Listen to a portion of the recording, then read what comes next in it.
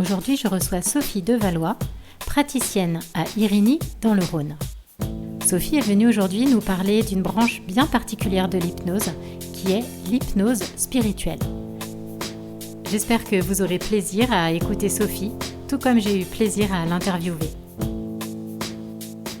Bonjour et bienvenue dans mon podcast Deep Impact. Je suis Valérie Sten et ici je te parlerai d'hypnose évidemment, mais aussi de santé mentale en général et de tous les sujets d'actualité qui touchent de près ou de loin à l'hypnose ou à la santé mentale. Parfois tu auras affaire à moi toute seule ou à d'autres moments à mes invités, qui seront tantôt des experts dans leur domaine, tantôt des personnes qui viendront témoigner de leur vécu afin de partager tout ce qu'elles ont traversé. Bonne écoute! Bonjour D'accord. Sophie, bienvenue dans mon podcast. Bonjour. Je te Oui, remercie enchantée beaucoup. de te voir.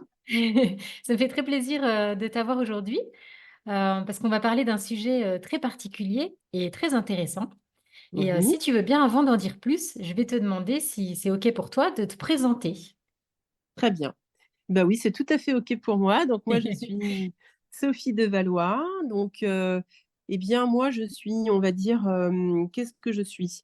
Je suis plein de choses, mais d'abord, j'accompagne donc les personnes pour aller vers un mieux-être avec différents outils que sont l'hypnose, le Reiki Usui, Karuna, et puis également la PNL. Voilà, entre autres, et avec toute mon expérience professionnelle d'éducatrice spécialisée avec différents publics en grande souffrance. Voilà.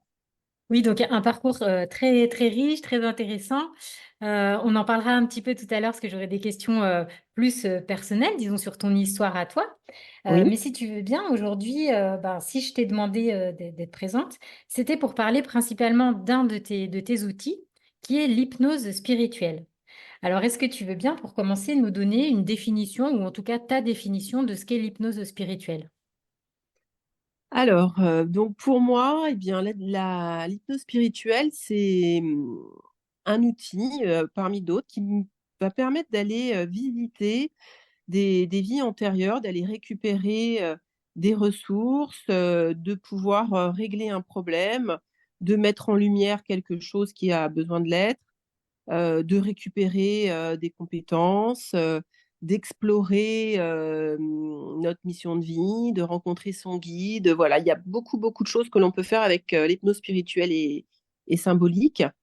Et en fait, c'est un outil assez incroyable parce qu'en fait, ça part de ce présupposé où on aurait effectivement des vies antérieures. Après, enfin, il n'a pas besoin de croire à ce présupposé. De toute façon, ça fonctionne en fait. C'est ça qui est assez incroyable, c'est que ça fonctionne, peu importe nos croyances, peu Ok, importe qu'on adhère ou pas à ce présupposé. Voilà. ok, j'aurai une question un peu plus précise là-dessus tout à l'heure.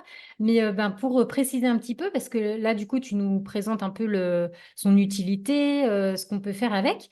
Mais Oui. si tu devais décrire comment ça marche, comment tu décrirais ça, toi? Alors, comment ça marche? D'abord, en fait, on va prendre un temps pour parler ensemble avec la personne en fait, qui me fait cette demande. Moi, je vais essayer de comprendre sa demande, de comprendre un petit peu son chemin, un peu ses croyances, qu'est-ce qui la motive en fait à venir me voir. Et puis après, eh bien, une fois que j'aurai bien compris tout ça, déjà la mettre bien en confiance aussi, hein, c'est hyper important d'être en confiance avec la personne qui nous accompagne. Ouais. Et puis, alors la question, vas-y, excuse-moi, Eh ben, c'était quoi? c'est-à-dire comment ça se passe? Comment ça se passe? Oui, imagine une Mhm. personne, tu vois, qui connaît pas du tout l'hypnose, parce que c'est vrai que nous, quand on parle d'hypnose spirituelle, tout de suite, on a une représentation, mais quelqu'un qui n'a aucune idée de ce que c'est, comment tu lui expliquerais, toi? Comment tu lui dirais, l'hypnose spirituelle, c'est ça? Alors en fait, déjà, c'est important de savoir aussi si la personne a déjà fait un travail en hypnose ou pas. Est-ce qu'elle connaît l'hypnose, voilà, ou pas? Donc déjà, bon, déjà, une première chose. Après, ce travail en hypnose, c'est moi, en fait, comment je pourrais expliquer ça? Comment ça se passe? Bah déjà, voilà, on fait connaissance. Il y a une anamnèse. Moi, j'essaie de bien comprendre, bien cerner ce qu'on va travailler. Ensuite, après, voilà, de voir s'il y a des questions. Ensuite, la personne, elle va être installée confortablement. Voilà, donc moi, c'est une table de massage, mais ça peut être dans un fauteuil agréable. Et puis, comment ça se passe? Eh bien, on va aller dans cet état de modifié de conscience. Et puis moi, c'est moi qui vais, c'est une hypnose assez directive quand même, D'accord. où voilà, c'est moi qui tiens le cadre, on va dire ça Ok. comme ça, hein. Je fais Mhm. en sorte que tout se passe pour le mieux, dans un cadre sécurisant, hein, ça c'est hyper important. Oui. Donc voilà, je m'adresse à des personnes par exemple qui ont plus de 27 ans, qui ont une psyché quand même qui est déjà bien installée, des, avec des personnes qui n'ont pas de troubles mentaux, de problématiques psy, voilà, ça aussi c'est important. Il n'y a pas de prise de produits stupéfiants ou d'alcool, etc. Ça c'est aussi quelque chose d'important à préciser. Voilà, c'est vraiment un temps particulier, un temps pour soi, pour aller à la rencontre de soi, pour aller découvrir d'autres parts de nous. Alors, qu'est-ce que c'est? Est-ce que c'est des vies antérieures qu'on a vécues? Est-ce que c'est notre cerveau qui fabrique ça? Est-ce que c'est une grande bibliothèque dans laquelle on va chercher des informations du collectif? On ne sait pas trop, mais en tout cas, c'est une expérience à vivre, vraiment. C'est vraiment comme ça que je le dirais. Parce qu'en fait, c'est une expérience où on va vraiment être dans le ressenti, on va vivre les choses avec nos sens. Et, et en fait, on va pouvoir travailler sur différentes choses. Ça peut être d'aller visiter tout simplement, une vie agréable, d'aller voilà, rencontrer une autre histoire, une autre vie. Ça peut être aussi de travailler sur une problématique en particulier ou d'aller dans l'entre-deux-vie. Qu'est-ce qui se passe entre deux vies, entre deux incarnations? Voilà, donc le présupposé, effectivement, c'est déjà euh, qu'on aurait eu d'autres vies. Voilà. Ok. Bon, bah, c'est beaucoup plus précis, plus clair. Alors, bah, justement, pour creuser cet aspect entre deux vies ou vie antérieure, j'ai vu donc que tu proposais deux offres distinctes. Oui. Une qui est sur la séance régression et puis la séance interlife. Alors, est-ce que tu peux peut-être nous expliquer un petit peu la différence entre les deux, puis en quoi ça consiste? Oui. Alors, c'est de faire court, mais Oui. alors la première offre, en fait, ce premier temps, donc la régression, ça va être pour aller, ce que j'ai dit, donc soit visiter une vie agréable, soit pour aller régler un problème, mettre en lumière un lien particulier qu'on peut avoir dans une relation avec quelqu'un, ou récupérer une compétence. Voilà, ça c'est plutôt la partie régression où on va aller D'accord. chercher dans une autre vie tout cela. Après, il y a la partie entre deux vies. Et la partie entre deux vies, c'est d'aller voir qu'est-ce qui se passe entre deux incarnations. Donc, on va aller visiter une vie juste avant celle qu'on incarne aujourd'hui pour aller l'expérimenter jusqu'au bout. Et puis après, on va aller dans cet endroit qui est décrit, hein, par exemple, ce tunnel qui est décrit dans les expériences de mort imminente, par exemple, où votre guide va venir vous chercher et on va, suivant les questions que vous aurez préparées en amont, on pourra aller accéder à différents endroits, différents lieux. Donc moi, je ne vais pas les expliquer là, mais Ouais. différents lieux que vous allez visiter. Et puis, ça sera aussi moi, je vais poser les questions que vous avez préparées. Alors, parfois, on a accès à des réponses, parfois pas. En tout cas, on va expérimenter des choses. Et ça, l'expérience de l'entre-deux-vie, c'est vraiment une expérience impressionnante qui nous permet d'aller sur vraiment d'autres plans, D'accord. hors de l'espace et du temps. Hmm. Voilà. Et c'est vraiment une expérience inoubliable. Voilà.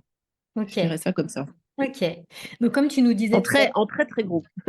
Donc, tu nous expliquais tout à l'heure qu'effectivement, ça pouvait être pris au pied de la lettre, mais que ça pouvait aussi être symbolique. Donc, du Tout coup, à est-ce fait. que pour des personnes qui n'ont pas du tout ce type de croyance, est-ce que ça peut être quand même adapté? Oui, est-ce que ça peut être quand même adapté? Est-ce que tu le recommanderais pour vivre une expérience? Ou est-ce que ça te semble, bah, si on n'y croit pas du tout, c'est pas la peine? Alors moi, je dirais qu'il faut quand même avoir une certaine ouverture d'esprit. Après, peu importe que ça fasse partie de nos croyances ou pas, c'est une expérience à vivre. Voilà, je pense que moi, je le prendrais plutôt comme une expérience. D'accord. Je vais expérimenter, ou alors j'ai un travail à faire, j'ai envie de, par exemple, régler un problème émotionnel qui est récurrent. Eh ben, j'ai envie d'aller creuser plutôt de ce côté-là, bah, pourquoi pas. Après, qu'on y croit ou pas, c'est pas tellement le sujet en fait. Oui. C'est au moins d'avoir cette ouverture d'esprit qui va permettre d'aller visiter, d'aller expérimenter quelque chose. Voilà. Après, comment l'interprétation qu'on va en faire, est-ce que c'est mon cerveau qui fabrique? Est-ce que c'est mon inconscient? Est-ce que c'est une vie antérieure que j'ai eue? Est-ce que c'est dans une sorte de bibliothèque collective où je suis allée puiser de l'information? Après, peu importe, en fait, je dirais. Je suis d'accord avec toi, ça n'a Euh, pas d'importance finalement. C'est non, voilà. Ce le qu'on résultat. comprend, en fait, voilà. Le résultat, en fait, c'est que ce qu'on va aller travailler dans cet espace particulier, un peu hors du temps, eh bien, en fait, ça aura des répercussions dans l'ici et maintenant. Et des Ok. répercussions positives, puisque l'important, c'est quand même d'aller avec quelqu'un qui est formé et qui est thérapeute, enfin, qui sait son travail, en fait, hein, Oui. on va dire, pas réparer, mais de permettre une évolution, quelque chose de positif. Voilà. Hmm. D'accord. Je reviens un petit peu sur les aspects que tu nous as un petit peu évoqués déjà par rapport aux contre-indications. Est-ce que tu peux nous Mmh. refaire un petit tour et puis peut-être préciser s'il y a des contre-indications, des personnes pour qui ça n'est pas adapté, par exemple des pathologies ou autre chose? Oui, tout à fait. Alors déjà, premièrement, il faut être volontaire, évidemment, hein. Oui. On fait ça avec une personne qui est OK là-dessus, qui a une attente, etc. Donc mon travail, ce sera aussi de mettre en confiance la personne, de répondre à ses questions, voilà. Il faut être majeur et moi, je travaille avec des personnes qui ont plus de 27 ans. Ça veut dire qu'il y a une construction de la psyché qui est déjà OK. C'est-à-dire qu'on a déjà une Oui. personnalité qui est là. Voilà. D'autre part, pour des personnes, par exemple, qui ont des hallucinations, des délires, qui ont des troubles euh, mentaux, par exemple, de l'ordre de la schizophrénie, de la paranoïa, bah non, là, c'est Ouais, carrément contre-indiqué. Moi, je ne enfin, tout suis ce qui relève pas de la du tout. psychose, en fait, ouais, ok. Voilà, exactement. Moi, je ne suis pas compétente pour accompagner voilà, quand il y a ces problématiques-là. Mhm. Évidemment, pas de consommation de substances psychoactives, même l'alcool, hein, que ce soit avant la séance et juste après. Voilà. D'accord. Ah oui, juste après, Euh, c'est important de le préciser aussi. oui. Et juste après, c'est quand même une expérience qui est éprouvante, qui est extraordinaire, mais voilà, qui demande de l'énergie. Mhm. C'est un moment intense, très intense, émotionnellement, à vivre. Et du coup, voilà, c'est important que ce soit un moment, une journée où on est tranquille, on va pouvoir se reposer, se poser tranquillement. Voilà. D'accord. Quel type de clientèle vient vers toi? Quel type de personne vient chercher ce genre d'outils?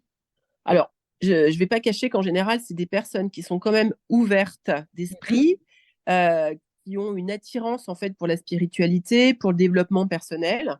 Voilà, moi en général, c'est plutôt des personnes comme ça qui viennent me voir, souvent enfin, avec le bouche à oreille, qui ont entendu parler de moi, qui me connaissent, etc. Donc qui vont venir. Ou alors qui ont commencé un travail avec moi plutôt en hypnose ericksonienne, en PNL, etc., en Reiki, et qui ont envie d'explorer cette facette-là. Voilà. Et Voilà. du coup, c'est quoi les demandes les plus courantes que tu as? Alors, les demandes, c'est beaucoup sur l'entre-deux-vie. Beaucoup, voilà. C'est vraiment principalement c'est ça.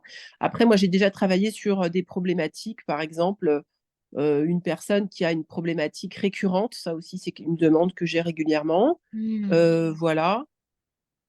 Ça peut être aussi récupérer une compétence, comme ce que je disais tout à l'heure. Oui, moi, c'est surtout une problématique qui est récurrente aussi. Voilà, ça.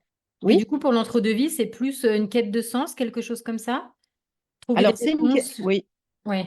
oui. L'entre-deux-vie, ça va être plus une quête de sens. Ça va être Hmm. aussi parfois d'avoir envie de revoir ou d'avoir des informations sur un être qui est décédé, qui est parti, Ok. qui nous est cher. Voilà. Donc, des fois, il y a ces questions-là aussi qui peuvent se poser. L'entre-deux-vie, ça permet aussi d'avoir un autre regard sur la mort.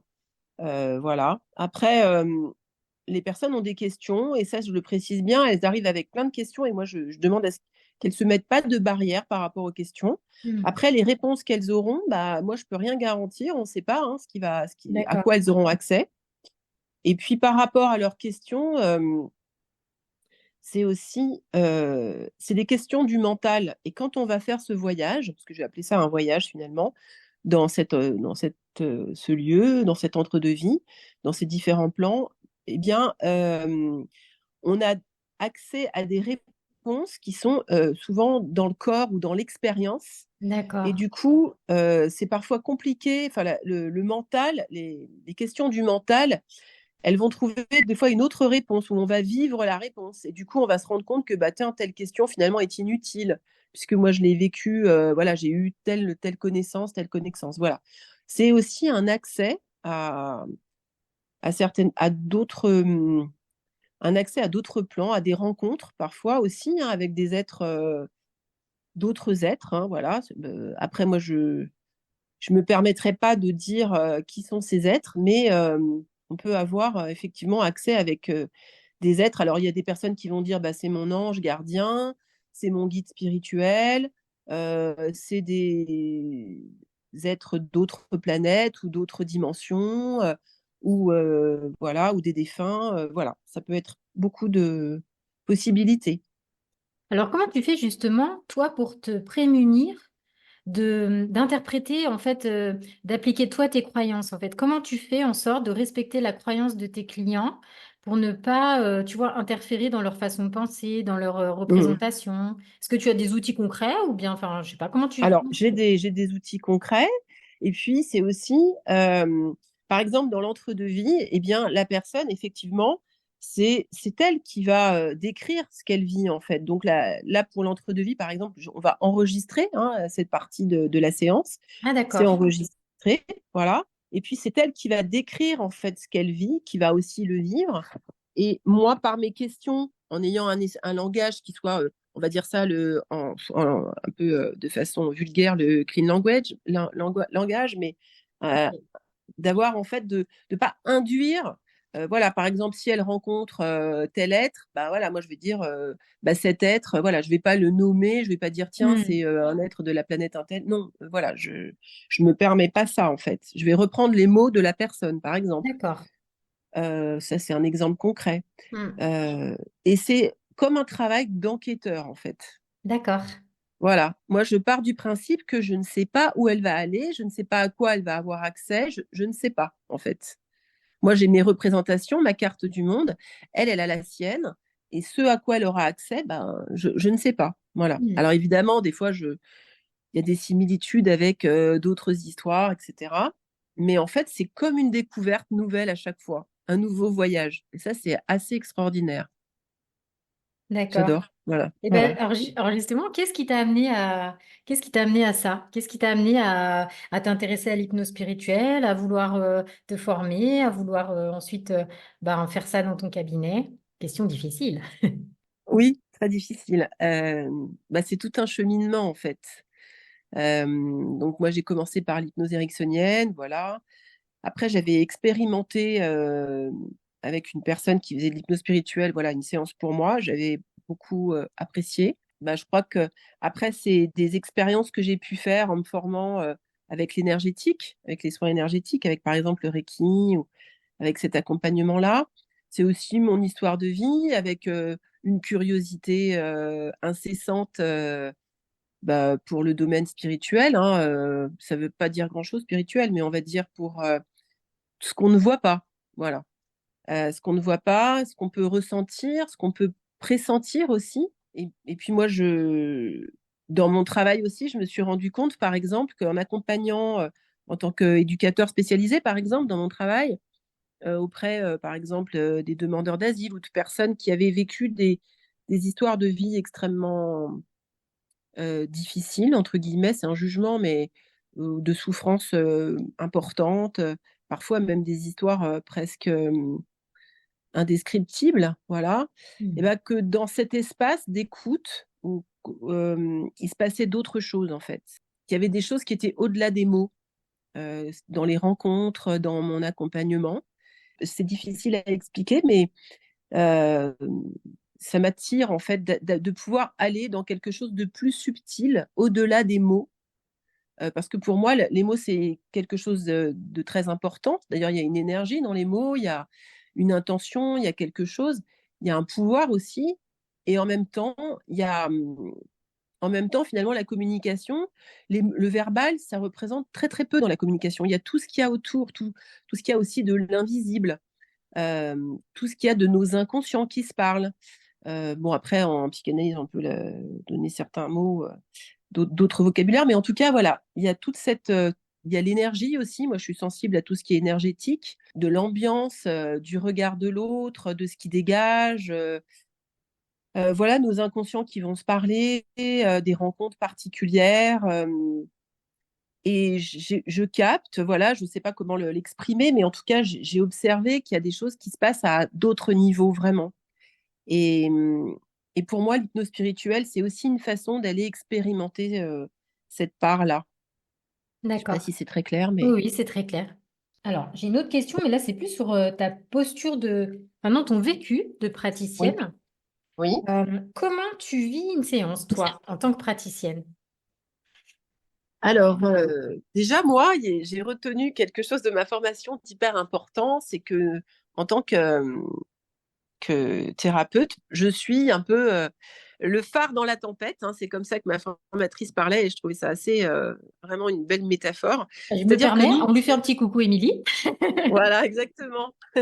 Et ben, en fait, j'ai vraiment retenu ça, c'est-à-dire qu'en fait, on est le garant d'un cadre, garant de la sécurité de notre client, que tout se passe pour le mieux. Voilà, donc déjà, moi, j'ai cette posture-là qui est hyper importante. Voilà, et puis une éthique.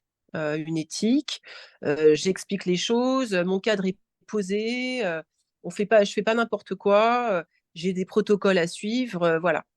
Après, c'est aussi ma curiosité. C'est une curiosité, comment dire, alors c'est pas une curiosité malsaine ou je sais pas quoi, non, c'est plutôt une envie de découvrir avec la personne avec qui je suis, de faire ce voyage avec elle, de l'accompagner, d'être à ses côtés, voilà, pour ce voyage.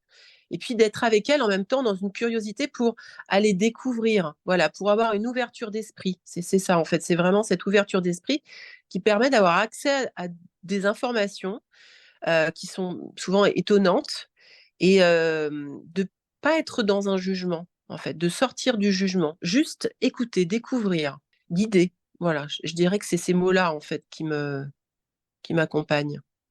En fait, tu Je me- dirais qu'il y a un socle commun qui est toujours le même dans ton cadre, mais que par contre, chaque séance est unique et qu'à chaque fois, tu peux bah, te retrouver avec des surprises finalement. Bah, c'est à chaque fois des surprises, hein, je dirais. Puisqu'on ne sait pas comment ça va se passer. Bah, l'histoire de la personne, de la vie antérieure qui va arriver, on ne sait pas ce qu'elle va nous raconter. Si on va dans l'entre-deux-vie, bah, on ne sait pas aussi non plus comment ça va se passer. Voilà, on a les grandes lignes, hein. Moi, je sais, je connais mon travail. Après, ce qui va être amené par la personne, je ne sais pas. Donc, c'est vraiment comme si c'est la personne en fait qui va amener les réponses, qui amène ses propres réponses. Nous, on est juste là pour tenir ce cadre, accompagner. On est comme un garant que ça se passe bien. D'accord. Et puis voilà, je dirais ça. Et c'est comme une construction qui va se faire au fur et à mesure. Le sens va apparaître au fur et à mesure de la séance. Et puis, après aussi, à long terme. C'est pour ça que Hmm, moi, je rappelle mes clients 3 semaines après ou environ 3 semaines après pour voir comment elle a cheminé, où elle en est. Et ça, c'est intéressant aussi de d'accord. voir l'évolution, de voir sa compréhension qui évolue. Et du coup, tu as des personnes qui Voilà. font plusieurs séances? Ou en général, c'est une seule séance? Euh, Ou tu peux avoir un suivi à plus long terme? Alors, en général, c'est une séance, mais après, une séance, ça peut être très long, parce qu'il y a quand même, on n'en a pas parlé, mais il y a un premier travail de toute façon que je fais, moi, qui est, alors on va l'appeler libération d'informations qui ne nous concernent pas, on va dire ça comme D'accord. ça, ou d'entités, ou peu importe comment on l'appelle. Et ce premier travail, alors, des fois, il va très vite, il peut être très rapide, des fois beaucoup moins. Donc, des fois, si la personne, elle est fatiguée par ce premier travail, bah, on peut se dire, bah, tiens, on reprend rendez-vous et on fait la suite après. Hmm, d'accord. Voilà. En général, moi, on peut tout faire, en fait. Enfin, on peut tout faire. En général, avec mes clients, jusqu'à présent, on a fait une séance entre 2 heures et 3 heures. Voilà, ça dure quand même un moment. Hmm. Mais ce qui est important, voilà, c'est que moi, je vérifie toujours que c'est écologique pour elle, que c'est OK Oui, pour elle, qu'elle n'est pas trop fatiguée pour continuer. Voilà, ça, c'est important. Il y a aussi cette d'accord. possibilité-là. Donc, en fait, tu fais ce premier travail de nettoyage, enfin, comme tu disais, de Oui, libérer les informations qui ne sont pas celles de la personne. Et oui. là, ensuite, tu fais une sorte de pause Ou c'est dans Oui, la continuité? Oui, d'accord. voilà, on fait une pause, voilà, on mange un petit quelque chose, on boit un Mhm. coup, on discute un peu, et puis en plus, après, on passe à la suite du travail. Donc là, suivant ce que la personne a décidé d'entreprendre, soit d'aller dans une vie antérieure pour résoudre un problème, ou ce que j'ai expliqué tout à l'heure, hein, faire Oui. expérimenter une vie agréable, ou récupérer une compétence, enfin voilà, on en a parlé. Oui. Ou alors faire ce travail d'aller dans l'entre-deux-vie, voilà. Mais oui, il y a une pause, ouais. Moi, je fais toujours une pause, bien sûr. D'accord. Et donc, tu disais que la séance, tu l'enregistres. Donc, c'est juste le son ou Oui, tu filmes? non, juste le son. D'accord. Et après l'enregistrement, la personne part avec.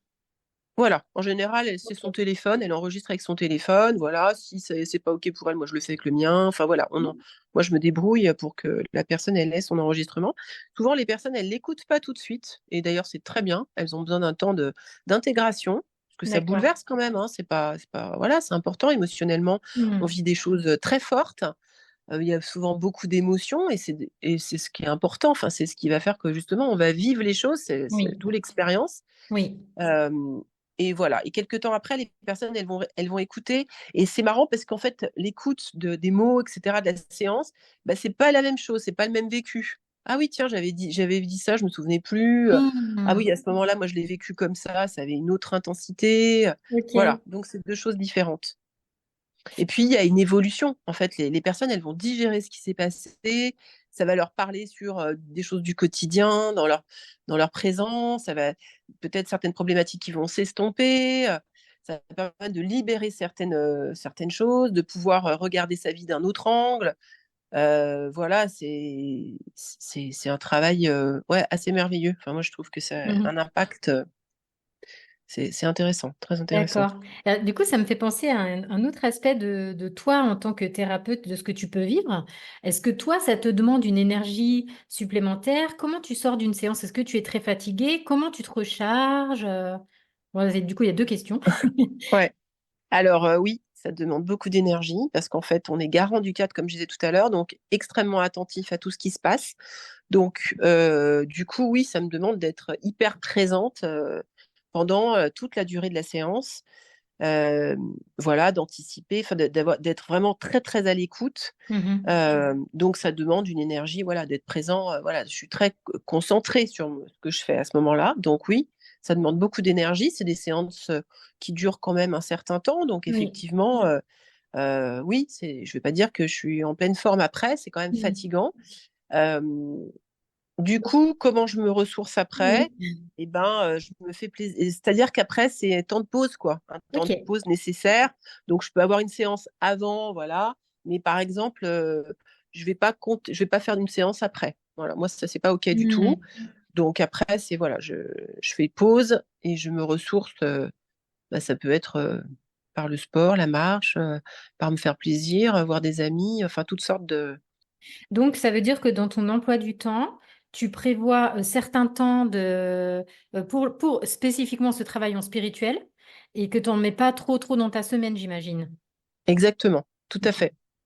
Pas trop dans ma semaine. Et puis, c'est surtout que c'est vraiment un moment particulier, à la fois pour la personne et pour moi aussi. C'est-à-dire que Mm. voilà, j'ai toute mon attention qui est conditionnée pendant 2-3 heures. Donc, c'est quand même intense. C'est D'accord. un moment intense.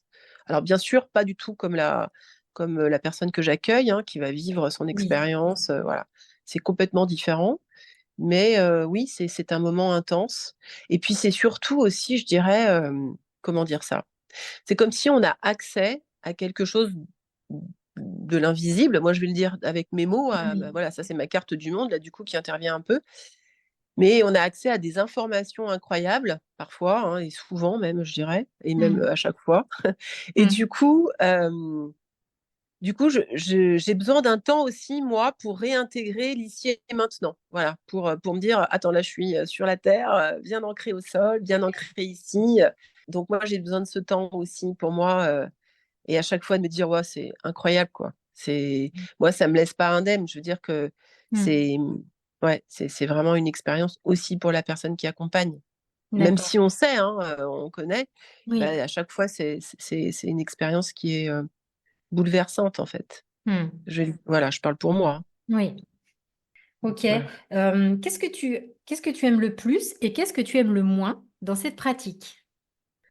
Alors, qu'est-ce que j'aime le moins dans cette pratique? Je vais commencer par ça. D'accord. Ben, oui, effectivement, c'est un moment très intense. Donc, du coup, effectivement, après, c'est hyper important de prendre soin de soi. Donc, ça, je l'intègre. Bon, est-ce que c'est ce que j'aime le moins? Je sais pas, mais en tout cas, oui, ça, c'est demandeur. Voilà, D'accord. on va le dire sous cette forme. Mhm. Après, j'ai pas d'autre chose que j'aime le moins. Je vais dire plutôt après, moi, ce que j'aime le plus, ben, c'est cette découverte, en fait, cette découverte de choses assez subtiles, de découvrir des histoires incroyables. Alors, est-ce que c'est Mhm. notre cerveau qui le fabrique? Est-ce que c'est... je sais pas. En tout cas, c'est très troublant. C'est assez incroyable. J'adore aussi, petit à petit, je trouve qu'il y a du sens, en fait, entre la personne que je reçois, souvent que je connais déjà, voilà, ou pas, mais au vu de ce qu'elle m'explique, de sa vie, etc. Je fais des liens aussi, hein, ça m'appartient, mais voilà, il y a quand même des liens, du sens. Ça a du sens, ça arrive pas comme ça. D'accord. Tout a du sens, en fait. C'est ça qui est assez incroyable.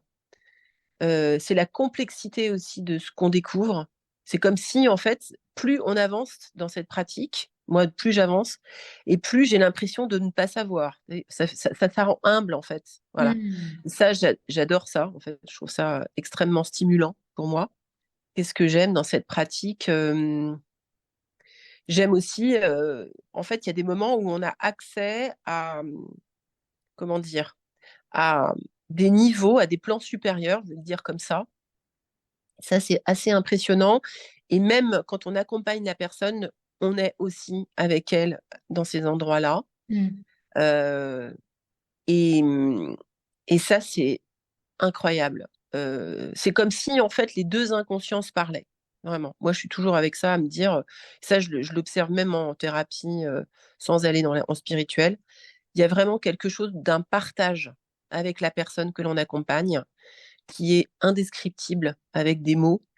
Et en tout cas, moi, je le ressens, et moi, je l'ai ressenti même dans tous mes accompagnements, que ce soit dans mon travail antérieur, etc. Oui. J'ai, c'est vraiment quelque chose de très subtil. Alors, il y en a qui pourraient dire c'est le transfert contre transfert, par exemple, Mhm. mais moi, je l'appellerais pas comme ça. J'appellerais ça vraiment quelque chose d'un partage ensemble.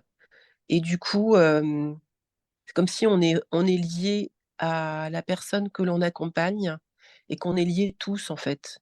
Et du coup, ça donne un regard sur l'altérité, sur l'autre, comment dire, vraiment de... Bon, c'est un petit peu péremptoire, mais comme notre frère ou notre sœur, comme quelqu'un qui nous est proche, en fait. Je ne sais pas si Mhm. c'est très clair ce que je dis, mais dans notre humanité, voilà. En fait, je trouve qu'il y a quelque chose de profondément humain et de profondément beau dans ce travail, en fait. Voilà, d'accompagnement. Je dirais ça comme ça. Voilà. D'accord. Bah écoute, on a fait le tour de mes questions. Est-ce qu'il y a des choses auxquelles je n'aurais pas pensé et dont tu souhaiterais parler? Euh, non, j'ai l'impression d'y être. Là, je suis déjà. Voilà, ben non, c'est très beau. Moi, je voudrais dire que c'est vraiment un beau voyage et que c'est important d'être ouvert d'esprit. Voilà, que Mm. peu importe ce qui arrive, tout est juste, tout a du sens. Et c'est d'aller à la découverte de ces mondes-là, de qui on est, de notre complexité, euh, d'avoir cette ouverture d'esprit, tout en étant, si on a envie de rester très cartésien, on peut l'être, hein, Mm. mais de se dire finalement je ne sais pas et j'expérimente. Et est-ce que finalement la vie c'est pas ça, juste de s'autoriser ça, d'expérimenter. Ouais. Voilà, voilà, je dirais ça. Je Ok. dirais ça. Mm. Bah pour finir, si des personnes sont intéressées, comment est-ce qu'elles peuvent te contacter, prendre rendez-vous ou en savoir plus? Alors elles peuvent me contacter par téléphone. Donc je sais pas si je donne mon téléphone Bah, là. je noterai dans les commentaires. Voilà, par téléphone. Voilà. Après, moi, il y a aussi la possibilité par Resalib de me contacter sur l'agenda électronique. Après, je trouve que pour des séances comme ça, forcément, il y a un échange téléphonique. Voilà, ça peut m'envoyer un petit texto, moi je les rappelle ou D'accord. elle m'appelle directement. Voilà, ce sera un plaisir de pouvoir échanger avec elle. Super. Bah, écoute, Voilà. Sophie, je te remercie infiniment pour ce magnifique échange, très enrichissant et très intéressant. Bah, J'espère que ça aura merci. apporté un nouveau regard aux personnes qui nous écoutent. Ouais. Bah écoute, j'espère. J'espère aussi. Bah Bah, je merci en tout cas, merci beaucoup Valérie, t'en prie, c'était un plaisir. pour moi Au revoir. aussi. Au revoir. J'espère que cette écoute t'a plu, que tu as appris des choses, qu'elles t'ont intéressé. Je t'invite à faire le tri dans ce qui est intéressant pour toi, dans ce que tu souhaites garder ou dans ce qui ne correspond pas à tes valeurs. Et puis si ce podcast t'a plu, n'hésite pas à t'abonner à ma chaîne, à liker, à partager. Enfin, à faire tout ce que tu souhaites pour soutenir Deep Impact. À bientôt!